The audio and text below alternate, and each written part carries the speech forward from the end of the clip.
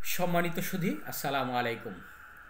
যারা দেশে কিংবা দেশের বাহির থেকে আজকে আমার এই ভিডিওটি দেখছেন, আমি সকলকে আন্তরিক শুভেচ্ছা এবং অভিনন্দন জানাচ্ছি। গত জুন জুলাই মাসে বাংলাদেশে যেভাবে আন্দোলন সংগ্রাম হয়েছে, অর্থাৎ বৈষম্য বিরোধী ছাত্র আন্দোলন, সেই আন্দোলনের তোপের মুখে পড়ে শেখ হাসিনা এদেশ থেকে পালিয়ে যান কিংবা তাকে পালাতে বাধ্য করা হয়। আমরা যেভাবেই দেখি না কেন, যে কোনো দৃষ্টিকোণ থেকে দেখি না কেন, ঘটনা একটাই, হয়তো পালিয়ে গেছে কিংবা পালাতে বাধ্য করা হয়েছে। এই বিষয়টি নিয়ে আমরা অনেক আলোচনা করে থাকি। বৈষম্য বিরোধী ছাত্র আন্দোলনের মূল যে বিষয়টা ছিল সেটা হলো সংস্কার। আসলে এই 5ই আগস্ট যখন এই শেখ হাসিনা পালিয়ে যান, অর্থাৎ 8ই আগস্টের পর বাংলাদেশ অন্তর্বর্তীকালীন সরকারের যে আপনার প্রথম পথযাত্রা শুরু হয়, তারপর থেকে প্রায় 5 মাসেরও বেশি অতিবাহিত হতে যাচ্ছে। এই 5 মাসের মধ্যে আসলে এই অন্তর্বর্তীকালীন সরকার সহ যারা এই বৈষম্য বিরোধী ছাত্র আন্দোলনের সাথে সম্পৃক্ত রয়েছে, তারা কতটুকু সংস্কার করতে পেরেছেন আর ভবিষ্যতেও কতটুকু পারবে, এই বিষয়টা নিয়ে আসলে জনগণের মধ্যে যে একটা বিভ্রান্তি সৃষ্টি হয়েছে, এই বিভ্রান্তির সৃষ্টির কারণে আজকে এই অন্তর্বর্তীকালীন সরকারের যে প্রধান উপদেষ্টা ডক্টর ইউনূস, তাকে নিয়ে যেভাবে আলোচনা সমালোচনা হচ্ছে, এবং এই বিষয়টা নিয়ে আমরা যখন চিন্তা করি তখন আসলে আমরা একেবারে জলে পড়ে যাওয়ার মতো একটি অবস্থা এখন বাংলাদেশে হয়েছে। আপনারা জানেন যে আসলে আমরা কার উপর নির্ভর করব কিংবা কার উপর এই দেশটা এই মুহূর্তে আমরা পরিচালনার দায়িত্ব দেব, এটা কিন্তু আমাদের ভাবতে অনেক কষ্ট হচ্ছে এই মুহূর্তে। তার কারণ অন্তর্বর্তীকালীন সরকার এই 6 মাসের ভেতরে এমন কোনো কাজ করেনি, এমন কোনো দৃশ্যমান কোনো কাজ করেনি যেই কাজটা আমরা বলতে পারি যে অন্তর্বর্তীকালীন সরকার এই কাজটা করেছে। দ্বিতীয় কথাটা হচ্ছে বিএনপি, আওয়ামী লীগ, জামাত এবং অন্যান্য যতগুলো দল রয়েছে, প্রত্যেকটা দলের মধ্যে কোনো দলকে বিশ্বাস করতে পারছে না। এটা একেবারে দৃশ্যমান। আপনারা দেখেন যে জাতীয় পার্টি, অর্থাৎ জাতীয় পার্টিকে কেউ বিশ্বাস করতে পারছে না, আবার অন্তর্বর্তীকালীন সরকার বিএনপিকে বিশ্বাস করতে পারছে না, আওয়ামী লীগ অন্তর্বর্তীকালীন সরকারকে বিশ্বাস করতে পারছে না, এবং জাতীয় পার্টি অন্যান্য কোনো দলকে বিশ্বাস করতে পারছে। অর্থাৎ যে সন্দেহের যে একটা আপনার বিষয় রয়েছে, একে অপরকে আসলে কেউ কাউকে এখন বিশ্বাস করতে পারছে না। অথচ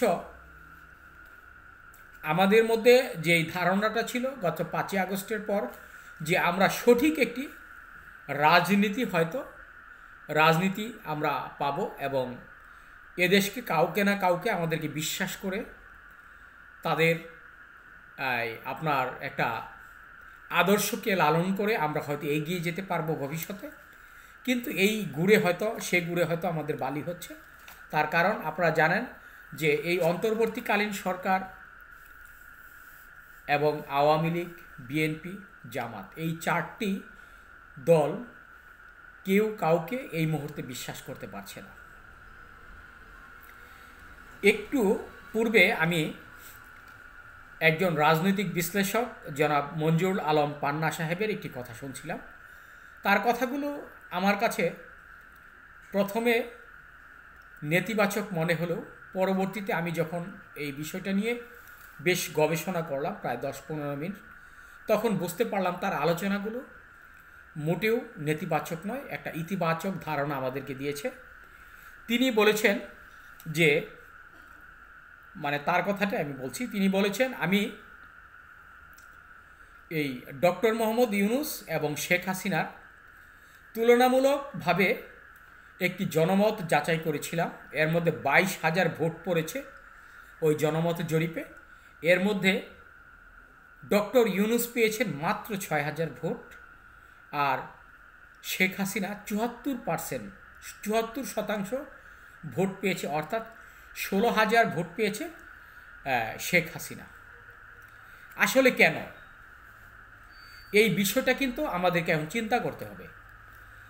আপনি যখন আপনার ঘরের কাউকে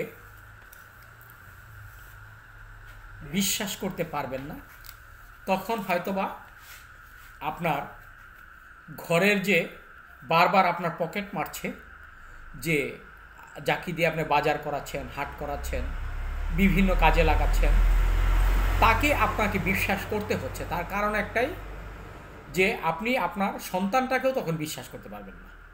যখন দেখবেন আপনার সন্তানের চেয়ে আপনার ঘরের কাজের লোকটির আপনার অপরাধ কিছুটা হলেও কম, তাকে বিশ্বাস করার মতো একটি ব্যবস্থা রয়েছে। ঠিক একই ঘটনা কিন্তু এখন শেখ হাসিনাকে মানুষ ধীরে ধীরে ধীরে ধীরে আবারও বিশ্বাস করতে শিখছে। তার কারণ হচ্ছে, আমরা যখন ৫ই আগস্ট, যখন আমরা অনেক সময় বলি আমরা দ্বিতীয় স্বাধীনতা পেয়েছি, এই স্বাধীনতা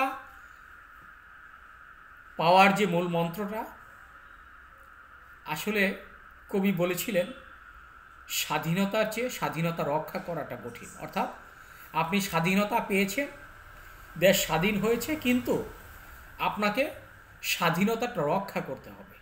এখন কিন্তু ঘটনাটা ঠিক একই ঘটছে, একই কথা ঘটছে। তার কারণ, স্বাধীনতা আমরা হয়তোবা পেয়েছি, কিন্তু আমরা কিন্তু স্বাধীনতা রক্ষা করতে পারছি না। আপনারা দেখেন এই মুহূর্তে যে অন্তর্বর্তীকালীন সরকারের যে কতগুলো আপনার এই ব্যর্থতা রয়েছে। প্রথম যেই ব্যর্থতাটা, সেটা হলো যেই কথাটা বলে এই দেশকে নতুন করে স্বাধীনতা স্বাধীনতা আমরা পেয়েছি, প্রথমটা হলো যে সংস্কার। আমরা বিভিন্ন খাতকে সংস্কার করব, সেটা আইন, বিচার বিভাগ, বাজার দর, অফিস আদালত, ব্যবসা বাণিজ্য,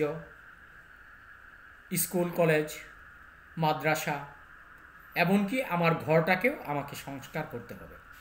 কিন্তু আসলে কি আমরা এই গত ৬ মাসে কোনো প্রকার সংস্কারের যে কোনো নকশা আমরা নির্ধারণ করতে পেরেছি? আমরা শুধুমাত্র এখন বর্তমানে সেই নীল নকশার দিকে এগিয়ে যাচ্ছি। এই নীল নকশা ছাড়া আমরা কোনো নকশা আমরা খুঁজে পাচ্ছি না। অন্তর্বর্তীকালীন সরকার কিভাবে সংস্কারের একটি পথ দেখাবে, সেটাও কিন্তু আমরা দেখতে পাচ্ছি না। জনাব মঞ্জুরুল আলম পান্নার কথাটাতে আমি একমত। তার কারণ, আমিও একটি জনমত যাচাই করেছিলাম। আমি যখন কোনো ভিডিও আপলোড দেই, যদি আমি শেখ হাসিনার পক্ষে আমি সেই ভিডিওটা আপলোড দিই, তাহলে আমার অনেকে লাইক কমেন্টস করে, সেটা তাদের দলীয়ভাবে। আমি তখনই বুঝতে পারি যে আসলে ঘটনাটা এরকমই। আমরা কেন আজকে ডক্টর ইউনূসকে বিশ্বাস করতে পারছি না? আপনারা দেখেন যে যদি এই ৬ মাসের মধ্যে কোনো রকম ২-১টি সংস্কারও যদি আমাদের দৃশ্যমান হতো, তাহলে হয়তো আমরা বুঝতে পারতাম যে আমরা হয়তোবা ভবিষ্যতে আরও কিছু সংস্কার করে এই অন্তর্বর্তীকালীন সরকার নতুন একটি নির্বাচন দেওয়ার জন্য যে প্রতিশ্রুতি দিয়েছেন, আমরা প্রতিশ্রুতি অনুযায়ী আমরা হয়তোবা সামনে এগোতে পারবো। এই বিষয়টা কিন্তু আমাদের সামনে উঠে আসছে না। এই বিষয়টা আমাদের এখন হিডেন অফ ফাইল, আমরা এই ফাইলটাকে কেমন যেন আপনাকে লুকায়িত মনে হচ্ছে। আমরা এই ফাইলটাকে হিডেন করে রেখেছে। কি করবে, কিভাবে করবে, কোথায় করবে, কার জন্য করবে, এই বিষয়গুলো কিন্তু সাধারণ মানুষের মনের মধ্যে যে এখন প্রশ্ন, এই প্রশ্নের উত্তর দেওয়াটা কিন্তু এই অন্তর্বর্তীকালীন সরকারের দিতে তিনি বারবার ব্যর্থ হচ্ছেন। আমরা কখনো কখনো সমন্বয়কদের ভাঙনের সুর শুনছি, কখনো কখনো বৈষম্য বিরোধী আন্দোলনের সাথে সম্পৃক্ত যারা ছিল তাদের সুর শুনছি, আবার কখনো কখনো আমরা এই উপদেষ্টা মণ্ডলীদের ভাঙনের সুর শুনছি। এই যে ভাঙনের একটি লীলা খেলা, এই লীলা খেলা থেকে যতদিন পর্যন্ত আমরা একটি সুস্থ মস্তিষ্কে আমরা কোনো প্রকার সিদ্ধান্ত গ্রহণ না করতে পারবো, অতদিন পর্যন্ত আমরা কখনোই নতুনভাবে কোনো সংস্কার করতে পারবো না। আজকে একটি বিষয় দেখলাম, জামায়াতে ইসলামের আমির একটি অনুষ্ঠানে গেছে, ওখানে বেশ হইচই চলছে। সেখানে বলা হচ্ছে যে শুধু মাইটটুকু বাকি আছে, অর্থাৎ জামায়াতে ইসলামের আমিরকে মারার বাকি রয়েছে। আসলে এগুলো আমাদের শুনতে শুনতে আর ভালো লাগছে না এই মুহূর্তে। আমরা কখনো শেখ হাসিনাকে এদেশ থেকে পিটিয়ে বের করে দিচ্ছি, এসব কথা শুনছি। আবার শেখ হাসিনাকে আপনার বীরের বেশে উনি এই দেশে আসবে, এটাও শুনছি। আবার জিয়াউর রহমানের জিয়া পুত্র অর্থাৎ তারেক জিয়া এদেশে বীরের ভেসে আসবে, এটাও শুনছি, অথচ তিনি আসতে পারছেন না। আবার আমরা কখনো কখনো ছাত্রলীগের নেতাদের বীরের ভেসে আসতে শুনছি। আসলে আমরা যে কোন বিভ্রান্তির মধ্যে রয়েছি, আমরা যে কোন লীলা খেলার মধ্যে রয়েছি, এই বিষয়টা কিন্তু আমরা কেউ বুঝতে পারছি না।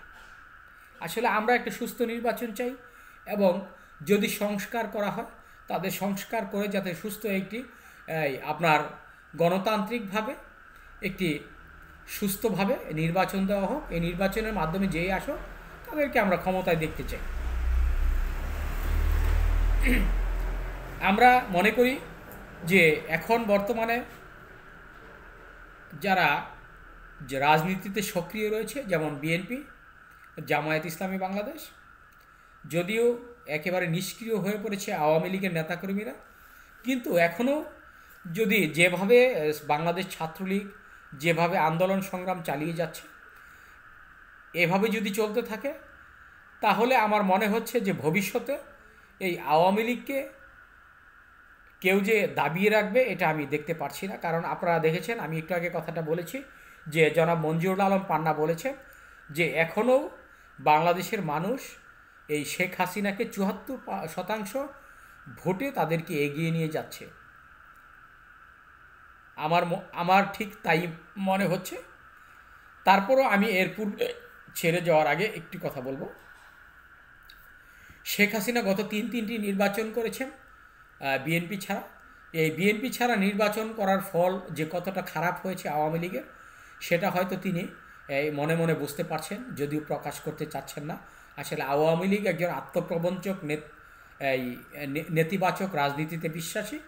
আমরা মনে করি আওয়ামী লীগ যদি ইতিবাচক রাজনীতিতে ভবিষ্যতে ফিরে আসে, অবশ্যই তারা ভবিষ্যতে এদেশের আবার রাষ্ট্রীয় ক্ষমতায় ফিরে আসতে পারবে। এটাই কিন্তু আমরা বুঝতে পারছি। ধন্যবাদ সবাইকে। আসসালামু আলাইকুম।